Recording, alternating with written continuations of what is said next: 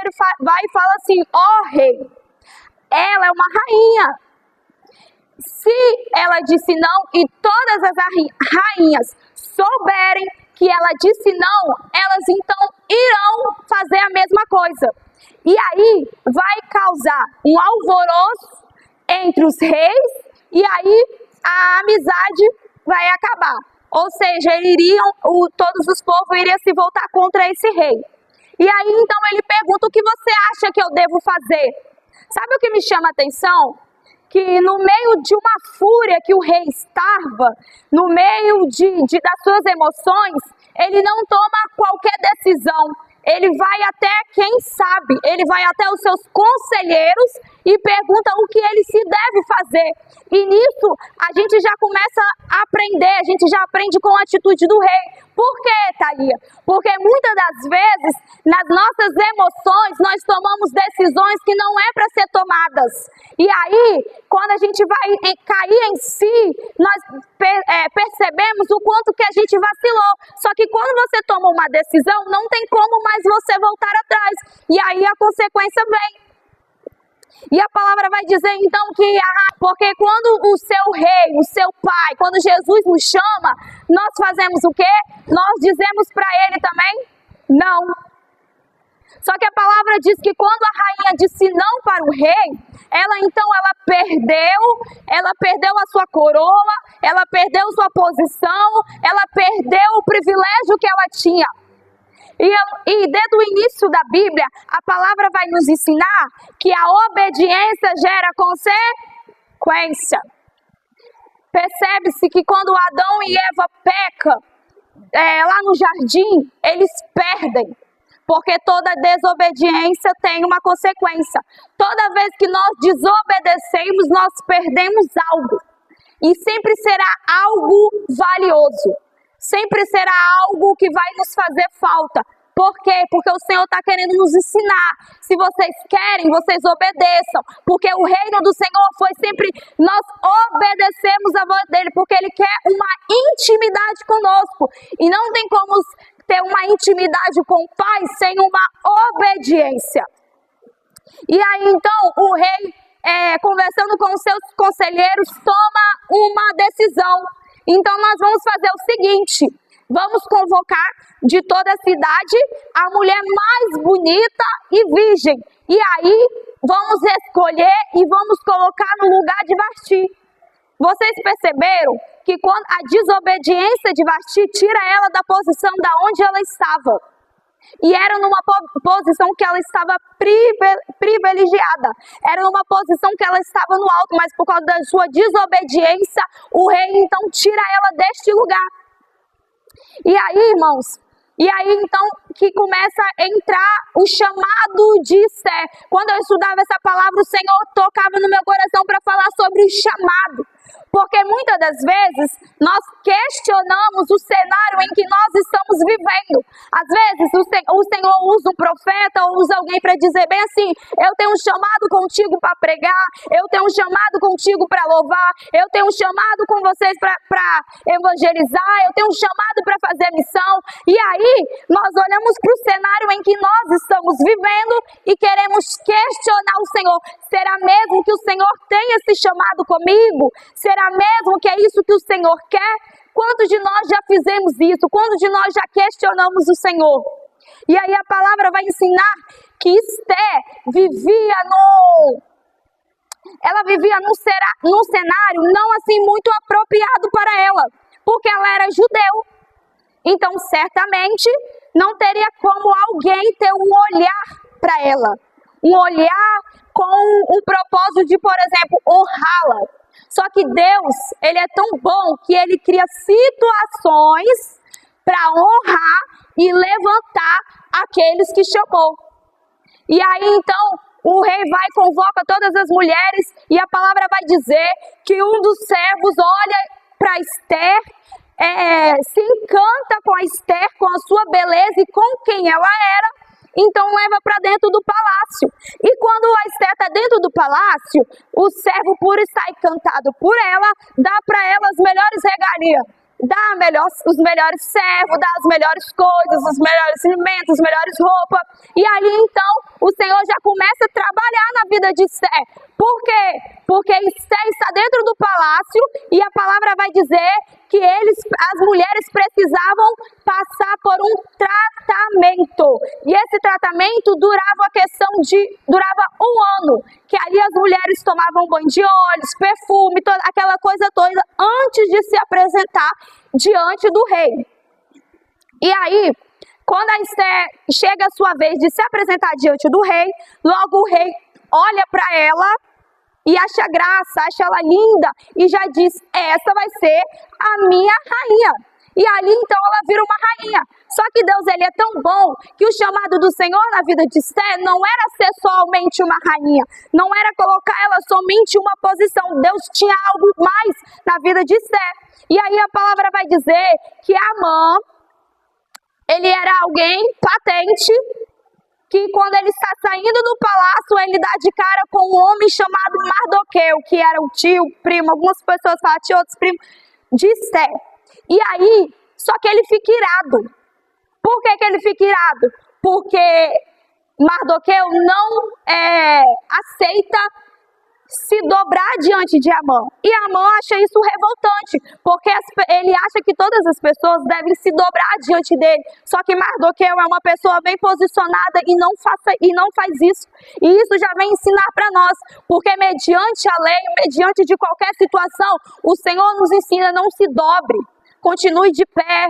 Busca, continue de pé, não deixa que a circunstância, não deixa que a lei, não deixa que as pessoas venham desanimar vocês. Continua de pé, porque eu ainda estou com vocês.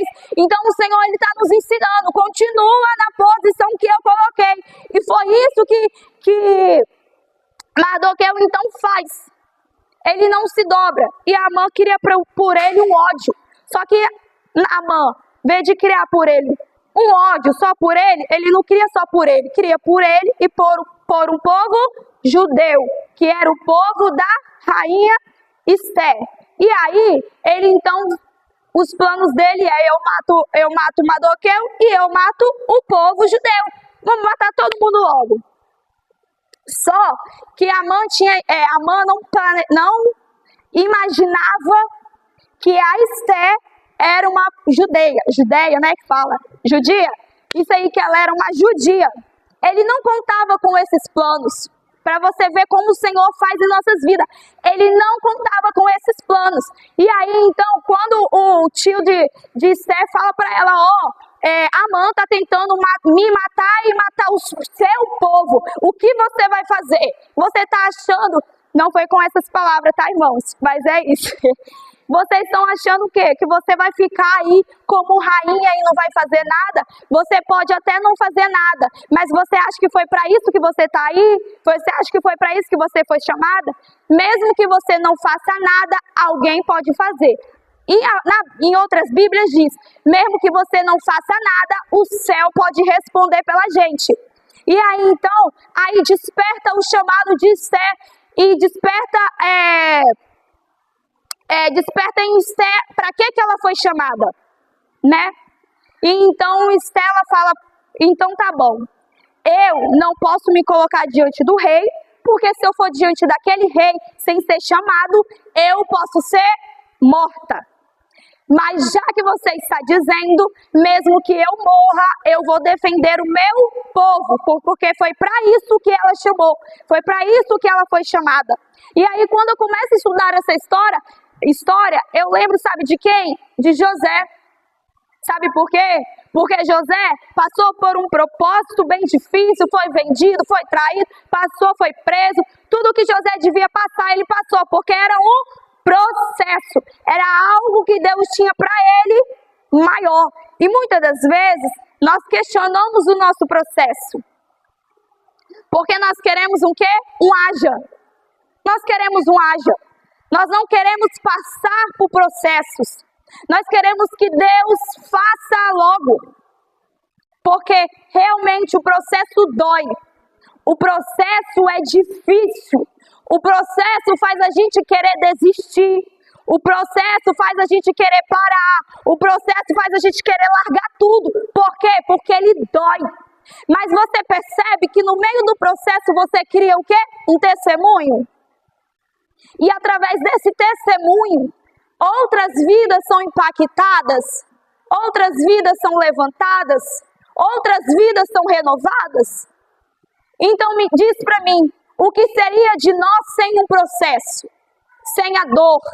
Jesus sentiu dor, discípulos sentiu dor, todos sentimos dor. E isso é necessário para o quê? Para o nosso aprendizado e para o nosso crescimento. Então, José teve que passar por tantas dores, sofrimento, para que ele pudesse ser um governador. E para que lá na frente ele nos olhos dele talvez, ele não pensava que isso ia acontecer. Mas lá na frente, quando o processo acabou, ele salvou o seu povo. Ele salvou o seu povo, ele foi honrado e salvou o seu povo, os seus irmãos. Aquelas pessoas que o machucaram, aquelas pessoas que venderam, aquelas pessoas que traíram. Foi José que levantou e trouxe vida para eles de novo. E esse era o propósito do Senhor na vida de Esté. O Senhor tinha para Esté não só algo só para ela, mas tinha para o povo dela, porque um decreto foi dado. Qual foi o decreto, Thalia? Vamos matar todos os judeus. Pronto. Se Esté não estivesse ali no poder, vamos dizer assim, todos os judeus estariam mortos.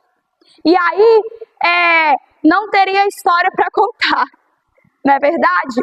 Só que o Senhor já tinha planejado algo lá na frente. O Senhor levantou ela como rainha para defender o povo dela, para defender este povo. E aí, então, o Senhor dá a Esté estratégia.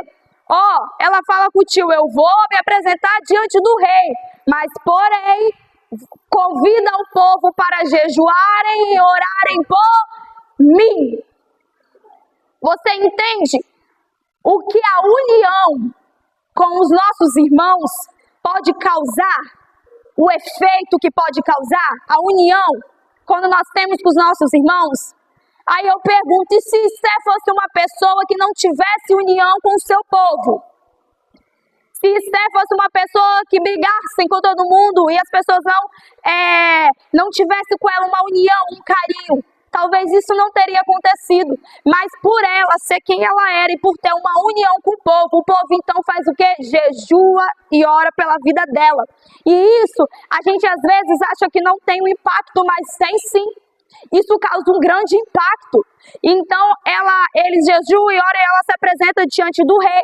E ali ela começa a ter algumas estratégias para conversar com o rei. E ela é chamada, tem essas estratégias, ela se coloca diante do rei e consegue tudo aquilo que ela queria. Foi dado outro decreto para os judeus, então, se defenderem. E a palavra vai dizer que os judeus mataram muitas pessoas. Por quê? Porque o rei tinha dado um decreto e tinha falado assim, vocês podem se defender. Se vir contra vocês, vocês podem ir contra eles. Porque antigamente não podia.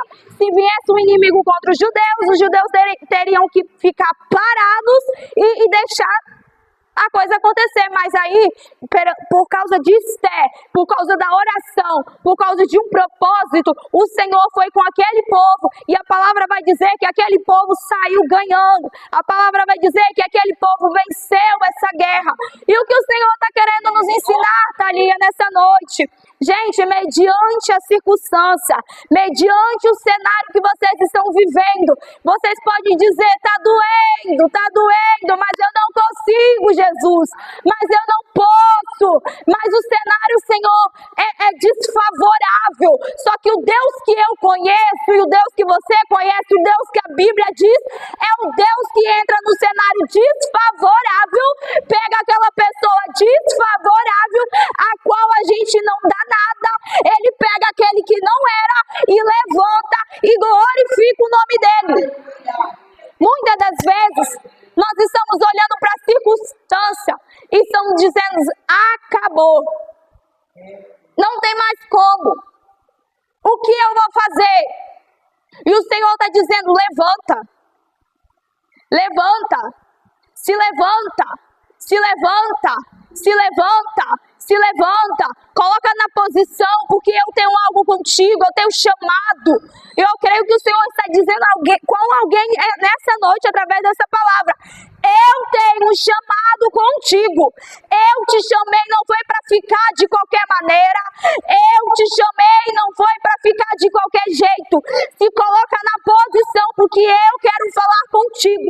E se tem algo que eu tenho aprendido quando eu estudo a palavra, é que Deus não fala com aquele que está prostrado, com aquele que está caído.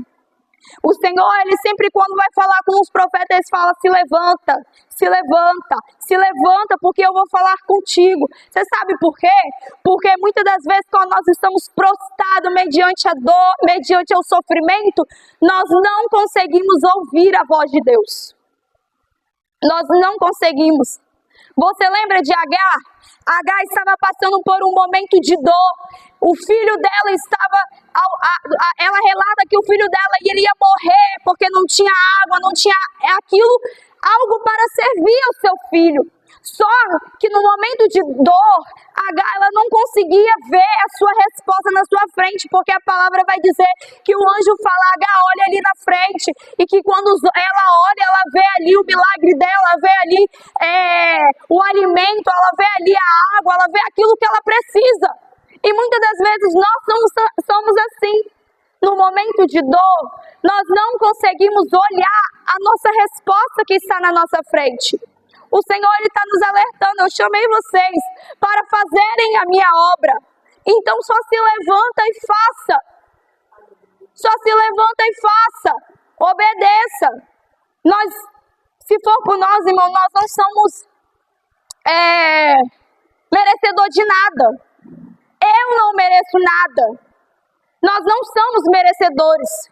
Mas por obediência a Ele, por causa da misericórdia e da graça dEle, nós devemos se posicionar e fazer aquilo que Ele nos direciona. Porque eu imagino assim, se essa igreja não estivesse aberta hoje, talvez aquele irmão que pararam ali para vocês orarem iria perecer. Iria perecer. E se o povo olhasse e falasse assim: Deus, mas tem tão poucas pessoas, para que eu vou abrir? Tem tão poucas pessoas, para que eu vou fazer? E se a gente olhasse para esse cenário? Imagina quantas vidas estariam perecendo agora. Vocês já pararam para pensar quantas pessoas estariam perecendo agora? Se olhasse para o cenário, muitos estariam morrendo. Então o Senhor está nos ensinando nessa noite: não olha para o cenário. Não olha para aquilo que está diante dos seus olhos, porque eu tenho para vocês algo a mais, algo além. E eu sempre oro, eu falo: Senhor, mas me ensina a olhar, Pai, aquilo que está por detrás dos meus olhos, me ensina a confiar mais, me ensina a ter fé, me ensina a prosseguir, mesmo que eu quero desistir, porque dá vontade de desistir, irmãos, não dá? Dá vontade de parar. E se Esther pegasse e falasse assim com o tio dela: eu não vou me apresentar diante do rei, porque você acha mesmo que eu vou dar a minha vida para esse povo? Você acha mesmo que eu vou morrer por causa desse povo? Se ela não tivesse se colocado na posição, ouvido a voz de Mardoqueu, aquele povo talvez hoje poderia estar morto. Mas o Senhor tinha com Esther algo grande. E o Senhor tem contigo algo grande nessa noite. O Senhor, Ele quer nos levar além. O Senhor quer nos levar além. O Senhor quer nos levar além. Eu estou sentindo a graça dEle através dessa palavra. Ele quer nos levar além. O Senhor não quer nos levar só num culto de final de semana. O Senhor não quer nos levar só num culto de meio de semana. O Senhor quer conosco algo grande. Como assim, Thalia? O que você está querendo me dizer? O Senhor quer contigo um compromisso na segunda, na terça, na quarta, na quinta, na sexta, no sábado, no domingo. O Senhor quer se apresentar a nós. E se eu ficar na dependência de só culto, eu não vou conseguir conhecer a glória de Deus. Eu não vou conseguir. Eu nunca vou sair daquele estágio raso com Deus. Eu nunca vou ter uma experiência grande com Deus. O Senhor está nos ensinando nessa noite, desce. Se colocou na posição, agora desce, porque eu quero falar com vocês, eu quero usar vocês, eu quero levantar vocês. Muitas das vezes nós estamos olhando para quem está do nosso lado ou para quem está aqui na frente, está dizendo, Deus, mas o Senhor não me usa daquela maneira, mas eu não sei falar daquela maneira, mas eu não sei cantar daquela maneira, mas eu não sei pregar daquela maneira. Aí o Senhor está dizendo para vocês nessa noite, não me interessa se você sabe, se você não sabe, quem te sustenta, quem te ensina, quem te capacita sou eu, só obedece a minha palavra. Oh glória, aleluias.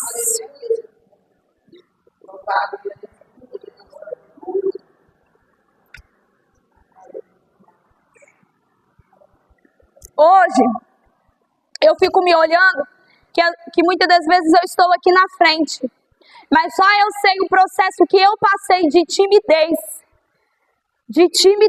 Eu era muito tímida, não tímida de fazer amizade eu fazia com todo mundo, mas era tímida de se colocar na frente para falar para a multidão. E a minha oração era, Deus me usa. Aí Deus falou bem assim, vou te usar como se você fica com a boca fechada? Quando eu mando você falar, você não fala. Como você quer que eu te use? E aí eu me coloquei diante do Senhor e falei bem assim, Deus, então hoje eu assumo um compromisso contigo. Eu sei que o Senhor, Pai, quer me usar. E eu sei que o Senhor não chamou os tímidos. Gente, pelo amor de Deus, Deus nos chamou para falar. E eu falei, eu sei que o Senhor não chamou a gente para ficar calado. Então tira de mim essa timidez. Não quer dizer que a gente não vai ficar nervoso, a gente fica nervoso. Mas eu falei, não tira de mim essa timidez, tira de mim, porque eu preciso fazer o que o Senhor me chamou. Eu preciso falar, eu preciso pregar. O Senhor me chamou para louvar, eu preciso louvar. Então tira de mim. Eu fiz diante do Senhor, eu falei, Deus, mesmo que seja para passar vergonha. Como assim, Thalia? Porque eu assumi diante do Senhor um propósito, não rejeitar a oportunidade. Mesmo que eu estou sem voz. Quem me acompanha sabe, as minhas amigas, se eu tiver que louvar com a voz, aquela voz daquele jeito eu ouvo. Porque se a gente for olhar, mas um homem vai nos julgar. Só que eu não assumi um propósito diante do homem. Eu assumi um propósito diante de Deus. Então, com voz, sem voz, se eu sei cantar, se eu não sei cantar, se eu sei pregar, se eu não sei pregar, eu assumi um propósito diante de Deus e eu faço o que Ele manda. Então, quando eu coloquei isso na minha cabeça, eu nunca mais rejeitei a oportunidade. Quando o Senhor fala, vai lá e fala, eu vou e falo. Quando vai lá e canta, vai lá e toca, eu faço. E é isso que nós precisamos fazer, apresentar diante do Senhor um propósito. Falar, Deus, eu não aceito mais isso na minha vida. Eu não quero que nada mais me pare para fazer aquilo que o Senhor me chamou. Nós precisamos se colocar diante do Senhor. Porque se eu aprendi com a minha pastora que me pastoreava, ela dizia assim, não aceite o cenário que vocês estão vivendo. Não aceite o cenário que vocês estão vivendo. E eu aprendi isso. E quando alguma coisa acontece, fala, Deus, eu não aceito. O Senhor não me chamou para isso. O Senhor me chamou para fazer diferente. Então, não aceitem o cenário que vocês estão vivendo. Ah, mas eu estou vivendo um cenário, Thalia, de morte. Ah, está vivendo um cenário de morte. O que Deus manda Ezequiel falar? Profetiza. Não tem vida, profetiza. Não tem como, profetiza. Mas acabou, profetiza. Não aceitem o cenário que vocês estão vivendo. Deus, eu estou fria. Deus, eu estou longe. Não aceita. Deus, a partir de hoje, eu volto a orar. A partir de hoje, eu volto a buscar. Mesmo sem força, me ajuda, me sustenta, me levanta. Mas eu preciso do Senhor. Eu não aceito viver nesse cenário, Senhor, de frieza. Eu não aceito, Senhor, viver esse cenário de distância. Então me leva para perto. Me faz, Senhor, viver algo diferente. Me renova, me enche. O Senhor, Ele está esperando de nós atitudes. O Senhor está esperando de nós atitudes. Muitas das vezes nós queremos que o Senhor nos encha, não é verdade? Só que nós queremos que o Senhor nos encha com a boca calada, não tem como. Alguém já encheu algum vaso com a boca fechada? Tem como encher vaso, gente, com boca fechada? Não. Tem como eu botar água aqui dentro se tiver tampado? Como é que eu preciso encher isso? Eu preciso abrir. Preciso dar espaço, preciso dar legalidade para o Senhor fazer. Então, quando você quiser que o Senhor te encha, abre a sua boca e fala: Deus, encha-me, encha-me, encha-me, encha-me. Deus, eu estou fraco, renova-me, fortalece. Deus, está difícil, me sustenta. Deus, não sei o que mais, seja comigo. Até quando nós vamos aceitar o cenário que estamos vivendo? Você já pensou, se Esté tivesse aceitado o cenário que ela estava vivendo, ela jamais teria sido uma rainha. O Senhor tinha um propósito na vida dela.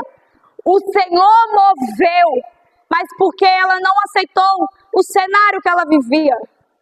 Não tinha como, gente, uma pessoa judia, crescer naquele ambiente. Não tinha como ela crescer.